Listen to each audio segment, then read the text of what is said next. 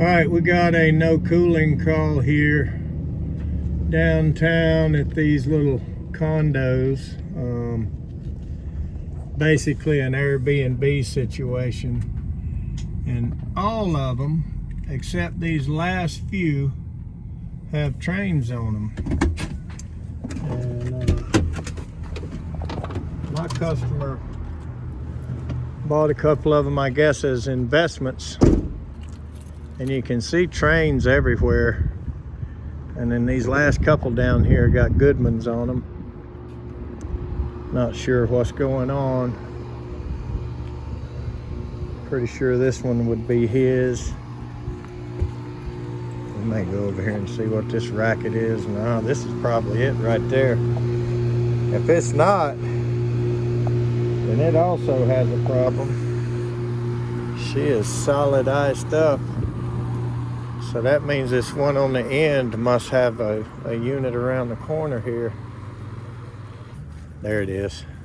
Yeah. Okay. So that is ours that we're here to see.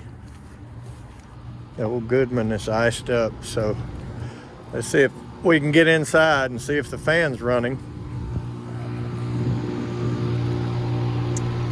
And if the fan is running, then must have some type of refrigerant based issue. Let's look what this is. Snowball. All right, they gave us the code to get in. And I'm gonna guess that this thing has probably got multiple thermostats. So that also could be an issue. Hope nobody's here. Hello? Maintenance? There's nobody answering. Some of their belongings are here.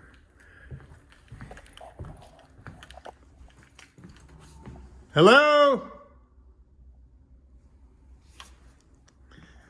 Let's go ahead and see what's going on.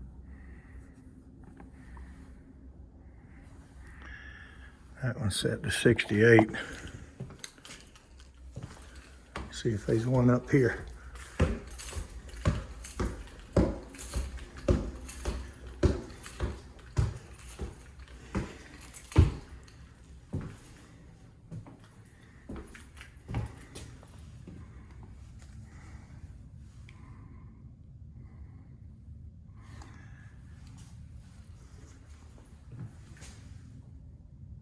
I do hear the fan.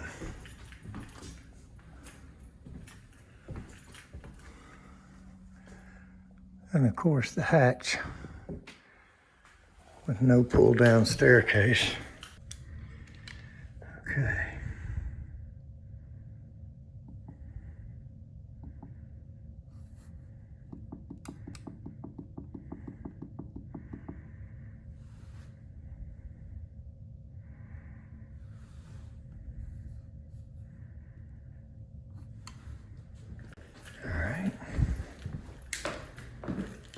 I should have turned this other one off on my way up.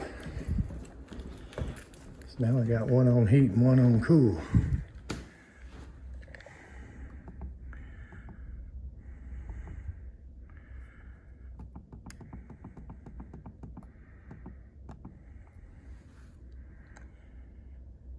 All right, now we got them both on heat. And both of them have clicked. So let's go look at the gas meter and see if we can determine if the furnace actually fires up.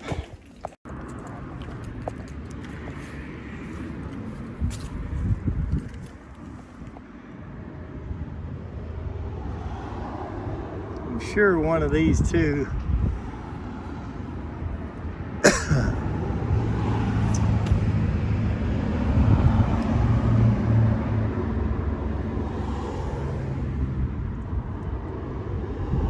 be igniting by now. Let's give it a minute. There she goes.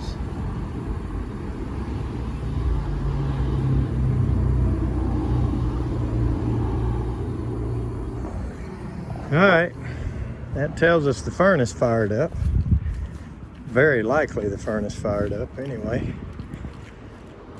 So maybe we'll start getting some water out here and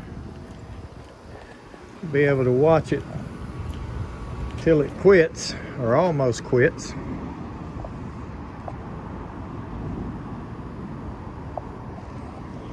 And that will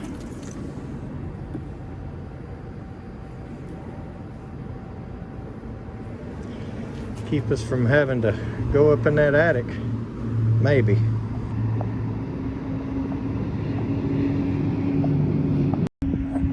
Just walking around looking while we were here. Not sure what these risers are for. So I'm gonna guess the gas comes out over there and comes around and goes up these in these units individually like that. Whatever works. Well, this is our unit here.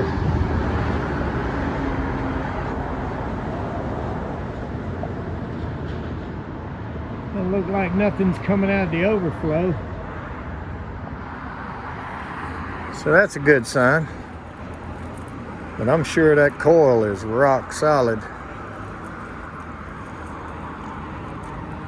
Some of these 410 systems really only ice the coil, and then some of them will ice up all the way back like this one did. You know, but there again, some of them are TXVs and some of them are pistons.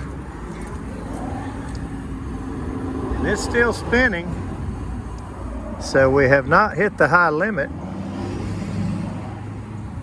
which I would have thought would happen a couple of times. So let's see if we're getting any water. I don't see any water. Oh, yep, right when I said that, here it comes. So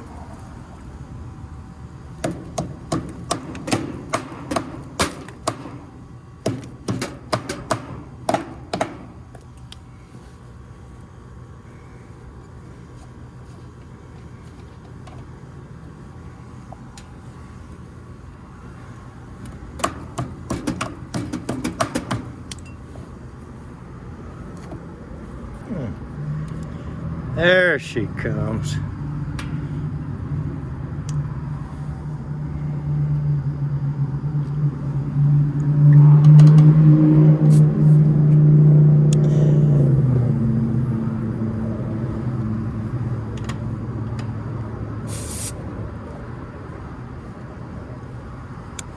I believe I see dye already. So somebody's already got dye in it. I don't know if that's showing up on the camera or not, but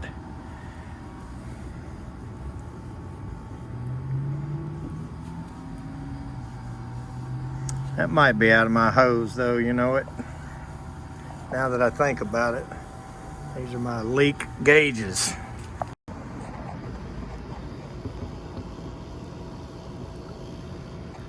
She's pouring water. Makes you thirsty too if you stick your finger in. I mean, it is good cold water.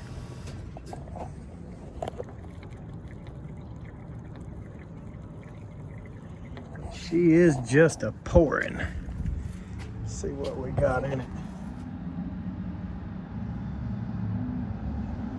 She's a little low. And yeah, these are my dye gauges. So that's probably squirted out of my, you know, when you depress it, probably a little bit of refrigerant, because I keep them full. I keep all my gauges charged at all times. And that's just the way I do with these low loss fittings. A lot of people don't like those and they like the ball valve, but I like these. They get expensive because unless you got time to rebuild them, you end up buying another set in a hurry. But anyway, we're gonna give this a few minutes. Check back on it.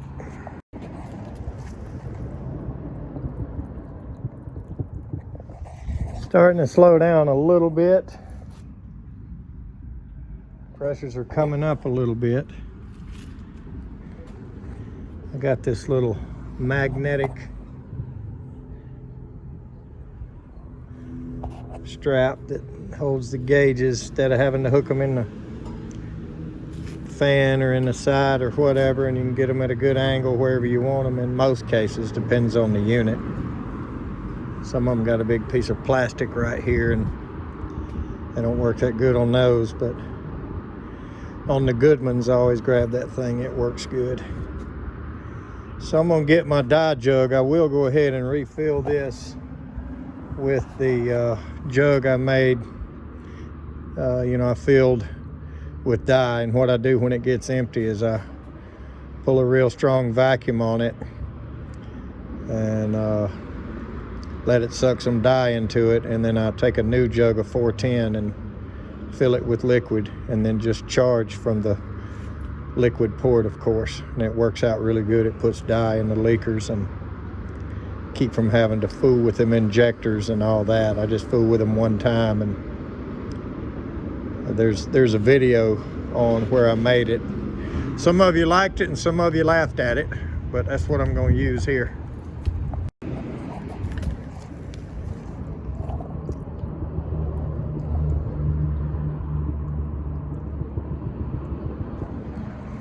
It has just about quit. So let's go ahead up there and turn it back to cool. See if we can get them back up and cooling, and we'll have to visit this thing again in a week or two, I'm sure, and try to figure out where it's actually leaking at and what they want to do about it.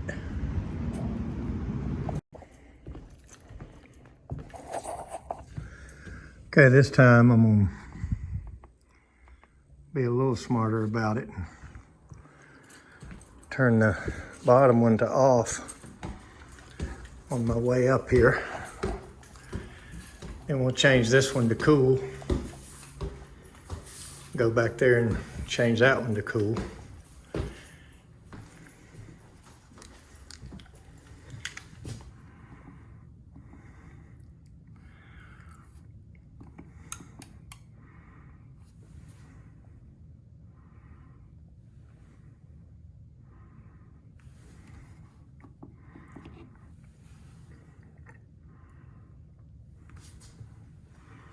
Okay. That way you don't have one on heat and one on cool, yanking that poor zone board around. I don't know if it hurt it or not, but it just makes sense to me not to aggravate it if we don't have to.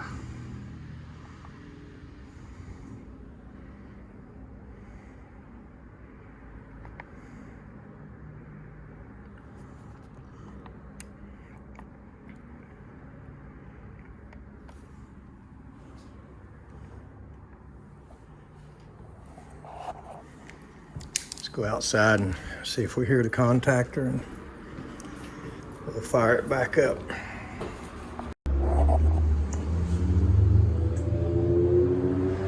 All three of these filters are good. I went back up there and looked at them. I just thought about it on the way out. Let's take a look at the filters.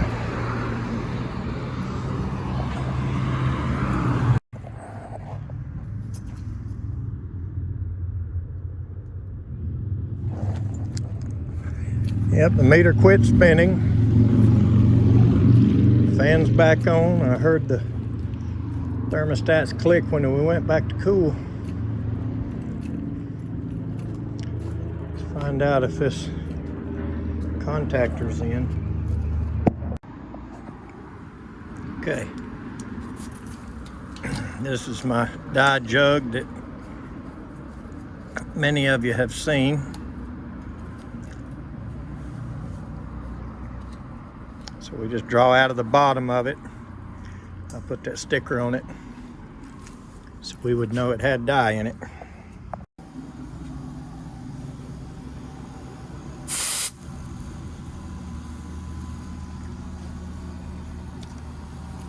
She's full of dye. So let's plug the disconnect in and see if she starts. You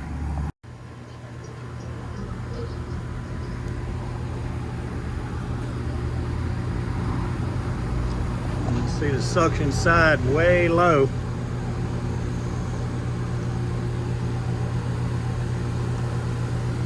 So I'm gonna gas her up.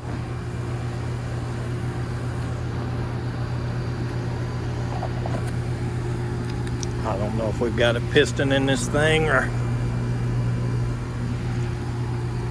a TXV, likely just a piston, but I'll still watch the subcooling for the fun of it.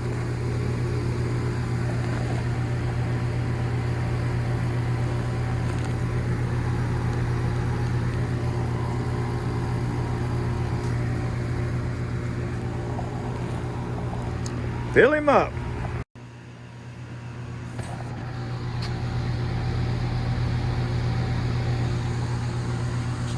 Went ahead and hooked the superheat clamp up before Joe fusses at me. Good old Joe.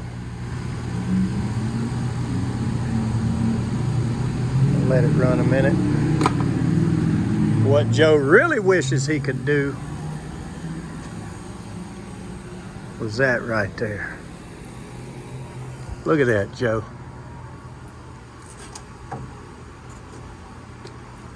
Don't you wish you had a van like that?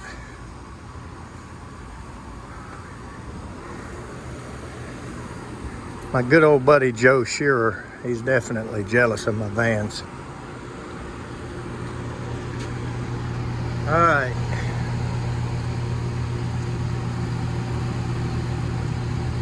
Let's get this thing running and watch it run a few minutes. I've already heard one big clunk fall off. And ice will start falling off that compressor in no time. But I'm gonna watch it a few minutes before I leave it.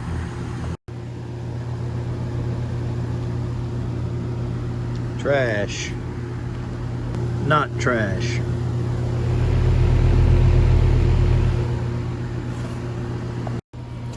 Alright, so we're gonna leave this thing as is for now. Obviously it's leaking. So obviously we're not going to really worry about a perfect charge or any of that. We're going to leave it right there. It's going to get them by for the weekend. That's pretty much what the owner wants. And when this tenant gets out of here, and I think they're here another week, or at least the rest of this week, and when the tenant gets out,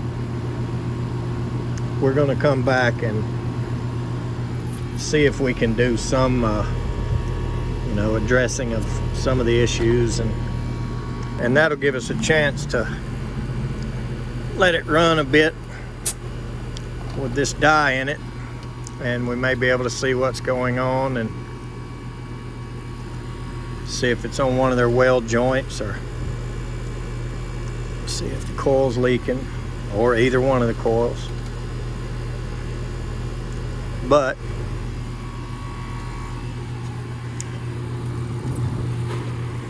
only so much you can expect out of a good old Goodman. Saturday afternoon, got a couple more to go. Thanks for watching.